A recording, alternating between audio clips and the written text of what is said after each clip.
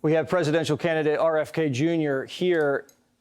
They covered up your uncle, your father. We never got the full story. Now you're looking at people not cooperating. You're seeing whistleblowers come out. They're lying to us under oath when they're testifying.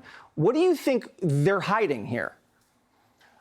I don't know. I don't know enough about it, Jesse. A lot of this looks like just chaos. I mean, clearly a lot of things had to go wrong for this to happen, and particularly since there were law enforcement people who knew of the presence of a threat.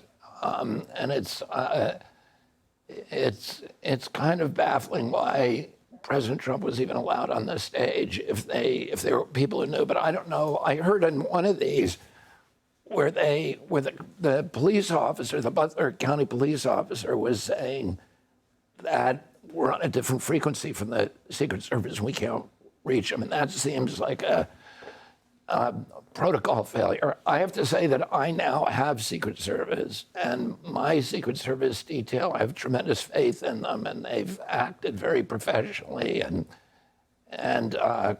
competently, and they've been very, very good to work with. So, I don't know enough about this to comment on it. Okay, you saw Kamala Harris finally speak to the media today. Where has Kamala been? This machine that's in charge of her is going to try to just do this for the next 90 days and just coronate her like a princess. Yeah, I think it's troubling. I think, the American people need to see their candidate. And President Biden was doing the same thing. I mean, I was in the primary for 19 months. I've been running without either of them coming out to debate, to talk, to have unscripted interviews with the press, to have unscripted encounters with voters, the kind of thing that you need in a democracy. We live in a democracy. We're supposed to have contact with our political leaders. They're not just supposed to be anointed. President Trump and President Biden were very, very critical about President Putin a couple of months ago when he won his election.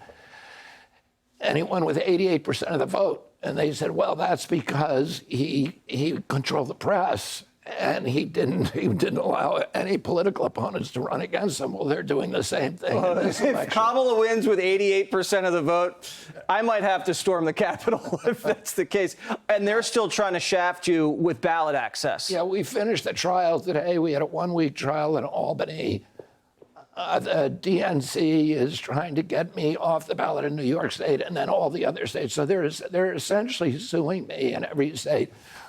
In order to get on the ballot in this state, they made so many signatures. You need to get 47,000 signatures in 45 days. They tried to make it insurmountable. We got 150,000 signatures. We got 1 million signatures nationally, and we're now on the ballot on all. We have enough signatures now to get on the ballot in every state. Something everybody said we couldn't do. There's 1 million Americans who want to vote, who want to see my name on the ballot. The DNC strategy is to make sure that they will not see me on the ballot. My father and uncle, when they were running the Democratic Party, their big objective was to make sure that every American could vote. And today, the DNC is about making sure that people don't have that opportunity. All right. Well, you didn't find any bears on the way to the studio, did you? Everything's fine. We'll talk about that next Nothing time. In your trunk, I hope. All right. Maybe Brett Bear.